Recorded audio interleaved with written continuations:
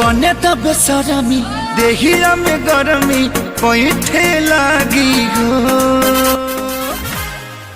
तो गाइस मैं आप लोगों को बता दूं, जैसे कि ठुमक ठुमक के गोविंदा के साथ जो है खेसारी नाच रहे हैं बॉलीवुड में। जैसे कि आप लोगों को बता दूं, जी बाइस्कोप भोजपुरी चैनल का जो है काफ़ी ज़्यादा ही नाम लिया गया। गोविंदा जी को जो है उसके लिए बुलाया गया। काफ़ी ज़्यादा धमाकेदार ये प्रोग्राम रहा और खेसारी का डांस देखते हुए गोविंदा भी उनके साथ ठुमके पर ठुमके लगाए।